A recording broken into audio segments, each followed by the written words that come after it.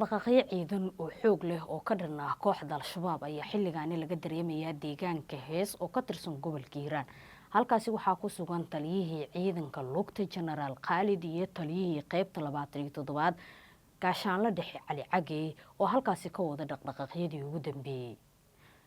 taliyaha ciidanka lugta jenaraal khaalid ayaa ciidanka xoogga dalka Soomaaliyeed wuxuu u sheegay in al-shabaab ka adag yihiin weligoodna ay ka adkaadaan, haatana loo baahan yahay in dib ay gacantooda ugu soo celiyaan deegaanka Teedaan oo dhawaan ay ka bixeen ciidanka xoogga dalka Soomaaliyeed halkaas oo ay la wareegeen kooxda al-shabaab.